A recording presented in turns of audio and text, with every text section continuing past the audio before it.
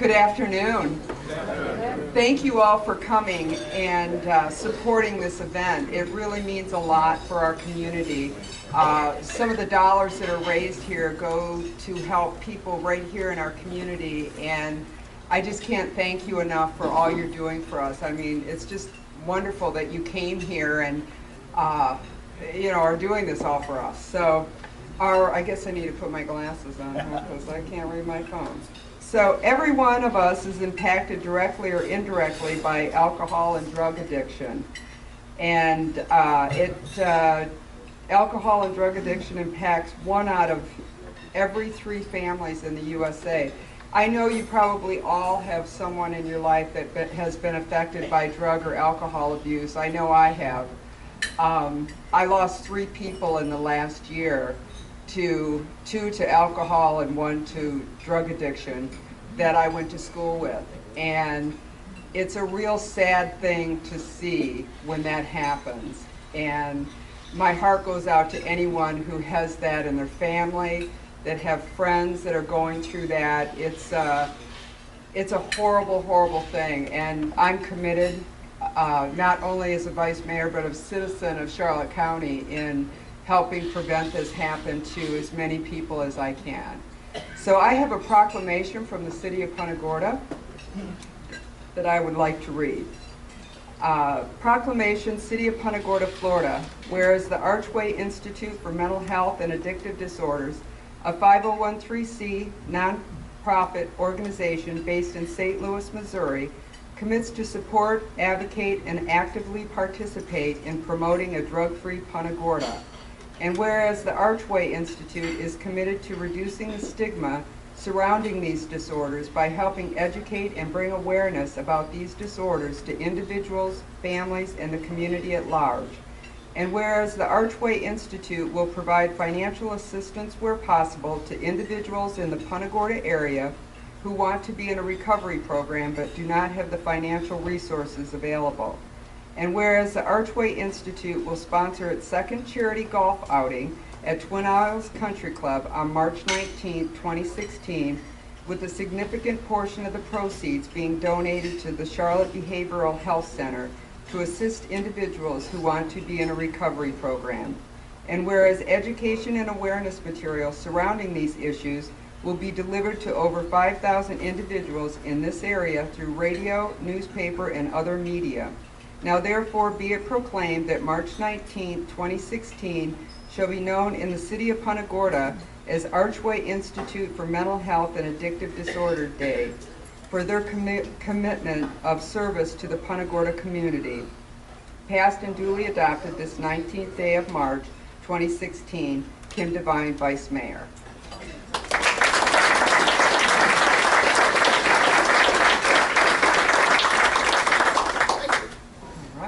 Thank you. Perfect. Yes. So Jan and I and ARCHway have joined a number of the groups here in Punta Gorda, and what we have found that's very interesting in Punta Gorda and Charlotte Harbor versus other cities that we work in is how close the city officials and the organizations and the recovery centers are working together. We run events in 7 other states and a lot of other communities where one of our goals is just to get one organization to talk to another, much less raise money. And we can't all appreciate how hard these groups are working together. And there's about 3 things that are happening in Punta Gorda in Charlotte County. One's about prevention, one's about recovery, and one's about accessibility, making the drugs not accessible. And with that, I'm thinking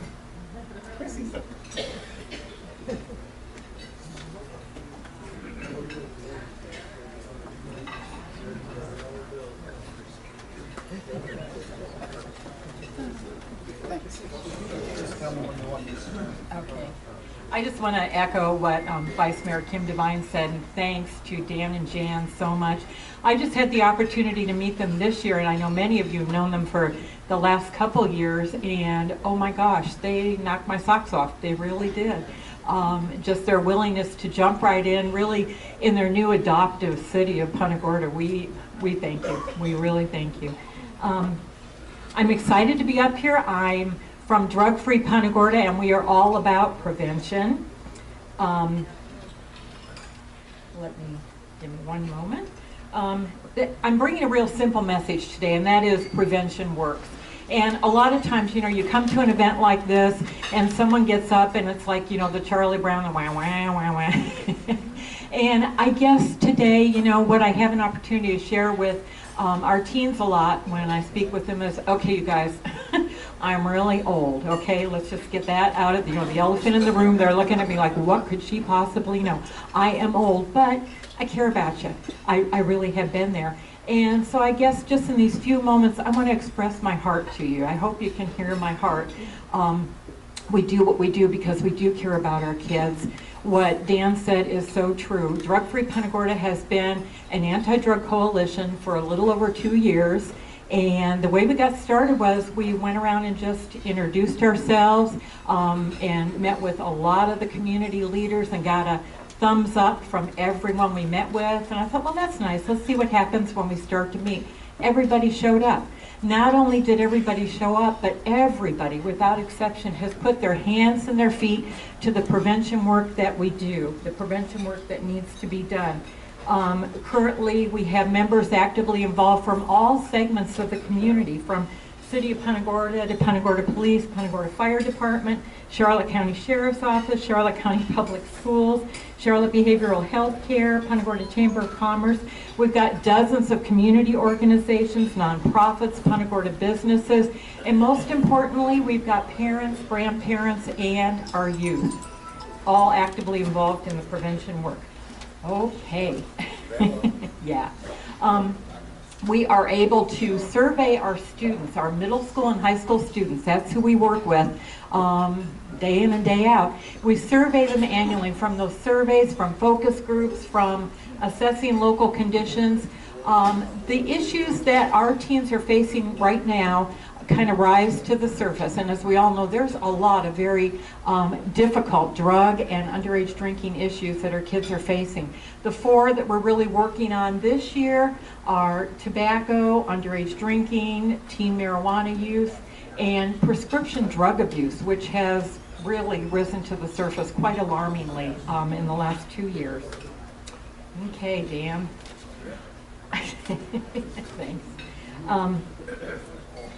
What we do is we do various campaigns on the campuses, and what we're currently doing, we've got probably a good number of you have heard of our Be the Wall campaign, Be the Wall Between Teens and Alcohol. Drug Free Punta Gorda is born out of Drug Free Charlotte County, which has been around for 16 years. This campaign has been in our community for the last 7 years. And it invites adults, it invites adults to be the wall between teens and alcohol. So we've kind of branched off from that. We've got I'm the wall between my friends and alcohol, and that works really well at our middle school level where kids can take the pledge, and they're very verbal about taking a stand to keep their friends off of alcohol. We've got our SWAT campaign, Students Working Against Tobacco, and that's a statewide campaign, very effective. We have a very active SWAT club at Punta Gorda Middle School. And we've got hashtag not smoking anything, and that's a newer campaign that we're using that really takes a stand against marijuana. It's got a very interactive website and Twitter account and Facebook. We have Friday Night Done Right, no alcohol, no dope. And this primarily got started with street teams where we were going to Charlotte High School football games and just passing out all kinds of stuff with that message on it. And it invites teens to realize and express through social media how much crazy fun you can have being alcohol and drug free. We have our campaign in the middle, what you can do without prescription drug abuse, and really ask teens to consider all the things you can do if you're not abusing prescription drugs. And then lastly, our Defy Drug-Free Youth, which has become a huge campaign, and it's a campaign where students are invited to join. It's like a club, and when they join, they take a drug test, and with parents' permission. And if they pass the drug test, and this just cracks me up, they get a laminated membership card on a lanyard. And I got to tell you, I mean, when I was a kid, a lanyard, the kids loved the lanyards. It's really funny. Anyways, and what this membership card, that's really not the big focus. The focus is there's many businesses in Punta Gorda, in our community, that are giving freebies to the kids, giving deep discounts. They go into different businesses. Oh, you're DeFi, and they get a pat on the back and congratulations from the store owner, the store manager. It's a very successful campaign. Our Vice Mayor, Kim Devine, has taken the lead on it for almost 2 years now. She has rounded up many businesses and is definitely looking for more. We need more sponsors for this. Tori Flanagan, Tori, raise your hand, is going to have a table over here after the luncheon. You guys really want to talk to her. If you have a stake in seeing our teens in Punta Gorda being drug and alcohol free, oh my gosh, there's room for everybody to get involved. There really is, in all kinds of ways. Okay, one more screen. The last thing I want to leave with you, and I want you to really hear this date and number I'm going to give you. In 2002, okay, 13 years ago, the Florida Youth Substance Abuse Survey asked Charlotte County teens, have you had, I'm going to quote it just exactly, okay, have you used alcohol or any illicit drugs in the last 30 days? So in 2002, the answer to that was 56.5% of our high school youth said, yep, I have. Last 30 days, yep, alcohol, yep, drugs. 56.5%. At middle school level, 32.4%. Now, up here you have the 2015, our most recent data. You can see the drastic difference. And I'm here to tell you, prevention works. We've got 77% that don't use alcohol or marijuana. So what that means is we went from 56.5 using to 23% using. And when we work with the kids, we give them that 77% number. We don't talk about the 23%. We do it in the most positive way possible to set them free from the peer pressure. Anyways, I just thank you so much for listening, and prevention does work.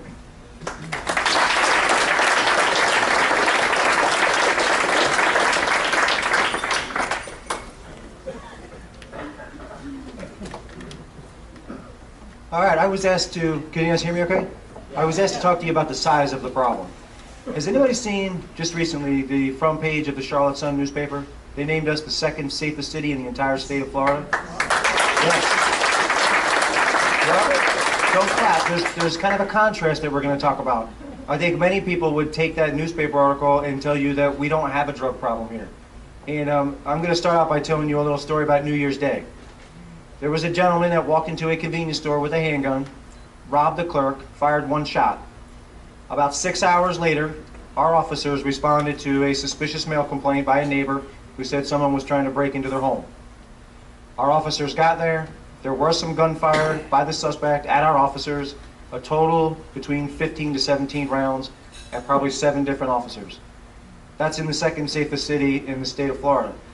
The reason that we determined that is he was high on methamphetamines. It was about 2 to 3 weeks later, we had a gentleman in Lee County who had committed 7 other armed robberies with a handgun, came into Busey Bank on US 41 with his handgun and robbed the teller. That's in the second safest city in the state of Florida. We determined that he was high on heroin. So when you talk about what people are willing to do and where they're willing to do it, you can't exclude any community, including ours. So up here you can kind of read this slide. This is more on a national level. If you flip to the next slide, we're going to talk about, again, last year, the 2014 stats, when we released them early last year, we talked about the lowest crime rate in our 20-year history at the police department since we actually started tracking numbers. This year, we're soon to announce another 14% decrease in crime. So we're on a 21-year low. If you take a look at this, you can see drug arrests are still up.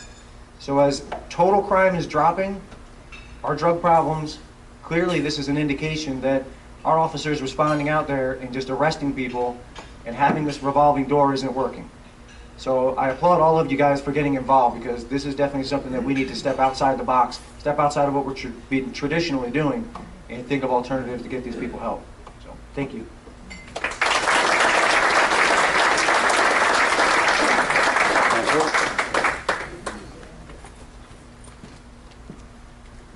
right, good afternoon.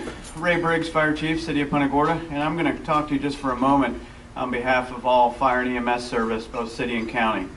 First of all, I'll echo many of the statements that have already been said, our appreciation to Dan and Jan and the whole organization. While we've only been involved with you for this year, we've had a strong relationship with Drug-Free Charlotte County, Drug-Free Punta Gorda, and we've certainly been committed to work in the prevention area as well as the reactive side. We see it in the streets, and it's not, and it crosses all those barriers. It's not just the stereotypical young person that's using heroin or whatever it is, but we also see those patients, those elderly. The prescription drug issue in Charlotte County is real. It really is.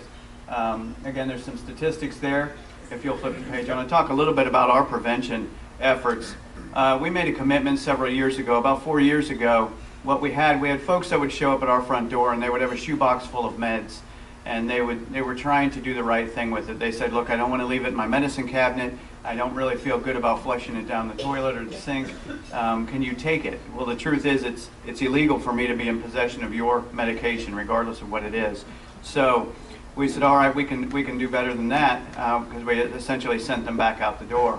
So we went through the process. Took about a year to get approval. Again, kind of working at government's pace sometimes.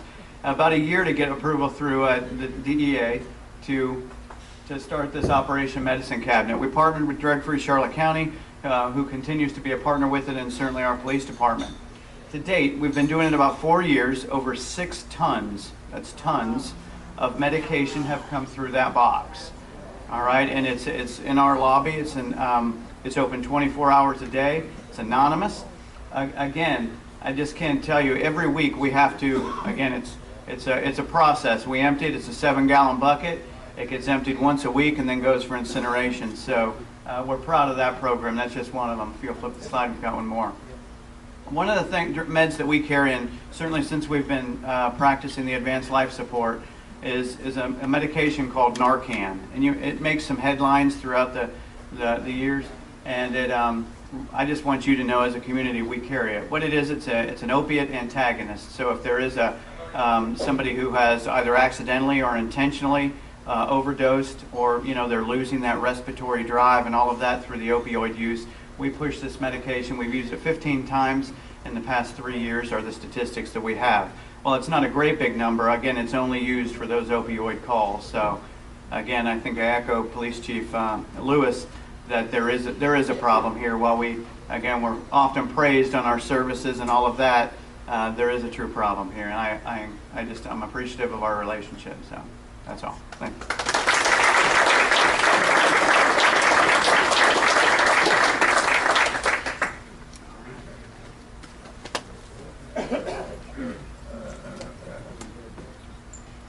Good afternoon, everybody. I'd like to kind of echo what Chief Lewis had said earlier, too, about drugs and crime. Drugs touch pretty much all of us. I have seen drugs ruin lives, ruin families, ruin communities.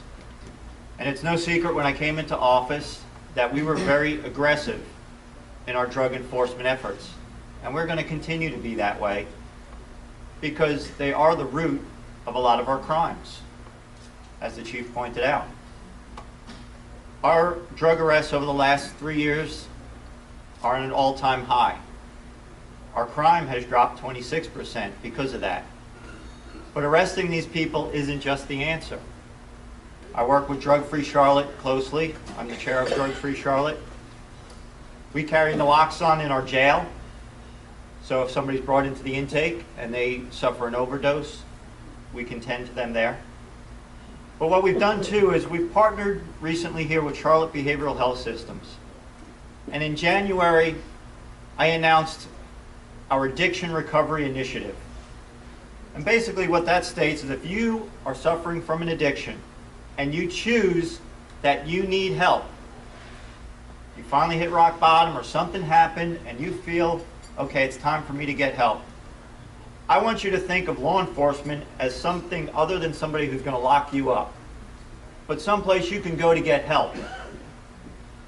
So what this program allows is that if you call us to your location, you walk up to any one of my deputies on the street, or you walk into one of our offices, and say, I need help, one of my staff will immediately take you to addiction recovery facility. And if you were to have any type of narcotic on you, and you said, here's my pipe, here's my drugs, I need help, we will take that, we will destroy it, and you won't have any fear of prosecution. Because I'd rather you get that help than to fill up my jail. Because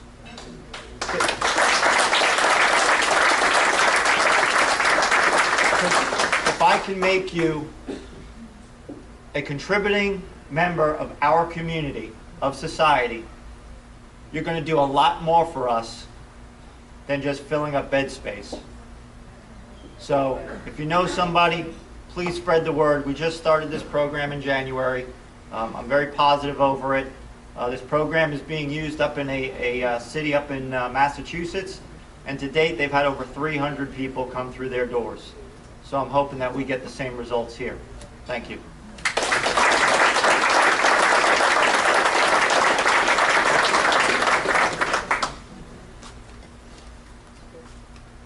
If he looks surprised, he's wondering what the next slide he's going to talk about. That is true. Hey everyone, my name is John Stuckey. I'm the president of ARCHway. First, I want to thank Mom and Dad, my parents, for throwing this event. Everyone that's come out tonight or today.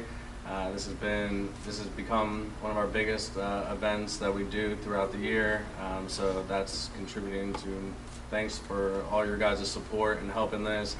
It's very exciting to come down here and see all the officials and programs that this town, city is put together. You know, I am from St. Louis. We have a huge issue out there, and it's exciting to come down here and see some of the programs that are put in place to help support people trying to get into recovery. You know, it's on the slide that has been presented here, 1 in 10 people have access to treatment. You know, when I was in early recovery, I figured, you know, I wanted to help a couple of my friends out and try to get them into treatment centers, and they had no insurance or no financial means, thinking that this would be pretty easy. You would assume that there would be programs in place to help these people get into treatment. I called all of the agencies and treatment centers that were designated for basically state-funded programs, and I got 3 responses. One was basically for the person to attempt suicide, and they would be able to then get into a hospital for a 24 to 72 hour hold. The second option was for them to commit a crime bad enough that would basically be a felony that the state would then pick up their treatment cost after they completed their prison. And the third one was they could get on a 6-month waiting list. And I said, okay, well that sounds like the best option here. And they said, no, 6 months, you call back, and then we'll put you on the waiting list. So when you think that there's treatment available, you know, it is very difficult for people to find treatment. You know, there's very little options, and one of the main barriers is financial means. You know, so being able to provide people, even with insurance, you know, it's the difference between someone paying their deductible, being able to cover medications, being able to pay for doctor visits, is the difference between these people getting help and not. So, you know, every $100, every $1,000, you know, you're helping, you know, 10, 20 people be able to get the treatment that is necessary. You know, when people are addicted to drugs, you know, to maintain the habits that they need to control their addiction, you know, they do resort to crime and other things that, you know, cause them to get arrested, catch felonies, and in which returns, you know, the state pretty much has them for life because it's very difficult for them to get jobs, employment, and to be progressive past that point. So, you know, we're taking necessary steps where if people need or want help, that they can be able to call us and assist them no matter where they're located and no matter what state, and be able to, on a national level, be able to get anyone that's looking for treatment into treatment and be able to help them financially when needed. Here are some of the organizations that we've teamed up with throughout different states and other organizations that are doing similar things. So once again, I just want to thank everyone for coming out here, let you know that your money is going to a good cause and that you are saving lives with the money that you are donating. So thanks again for everyone coming out here. Thanks again for all the officials for being here, and thanks to my parents.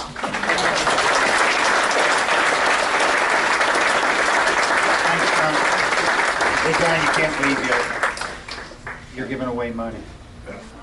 In a second. So, two things. You wonder, we get the questions all the time. Really, is $500 going to make a difference? Honestly, the money we get people who come online and ask for funds.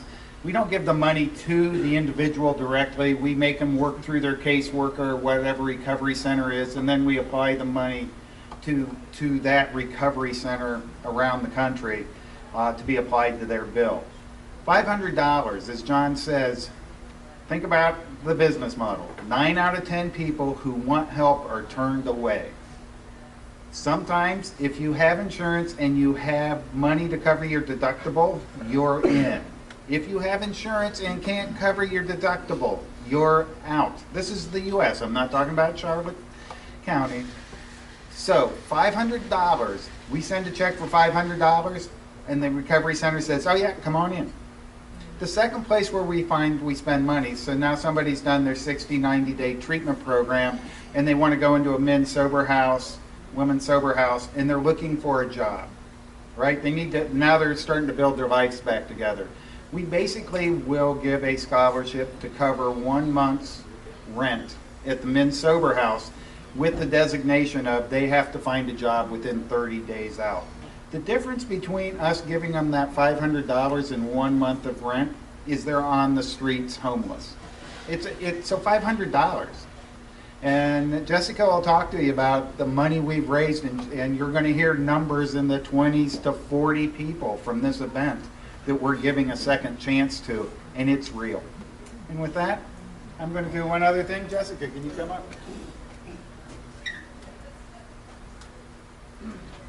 up? And we'll see, come on in. Just so you know, last year we raised $9,000. You all raised $9,000. This year we don't have the final tally in because we're still working it out, but the number is going to be $15,000 this year. Big number. We'll be cutting the check as soon as possible for $7,500 to be here in Punta Gorda.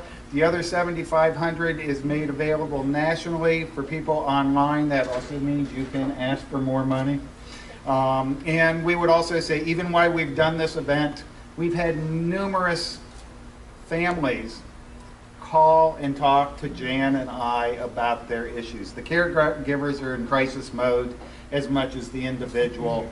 And just us talking about ARCHway, the 1 in 3 families, those 1 in 3 families want somebody to lean on. And so those are the soft things you don't see happening behind the scenes of this event.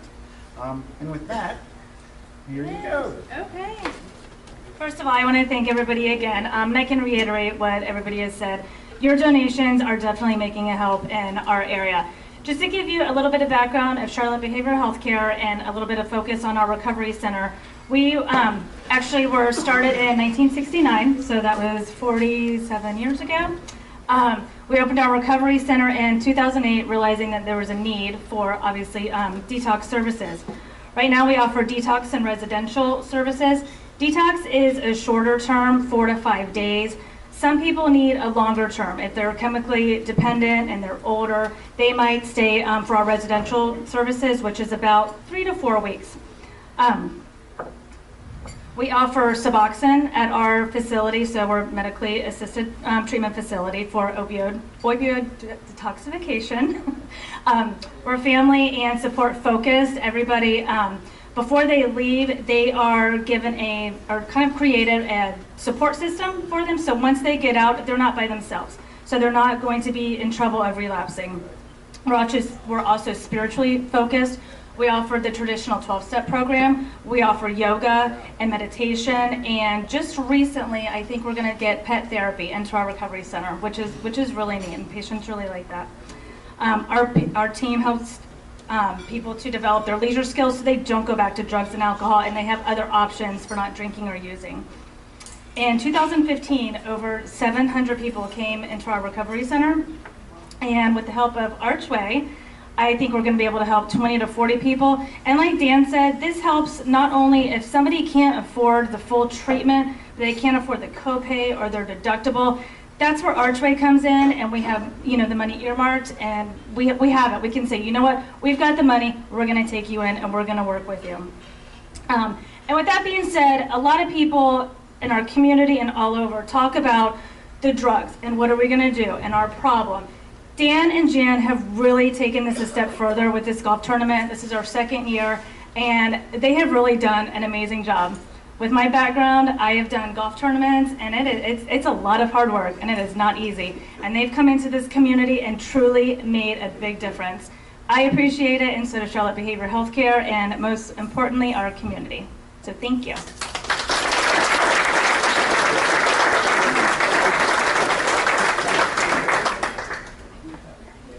No, she did. Did Lori make it? Okay. Ah. No, Tori. Okay. Well, thanks. And with that, I want to thank everybody. But the program the sheriff was talking about, I don't know if you saw it in the paper. A lady lost her son to heroin and wanted to do the turn in your drugs and get into recovery.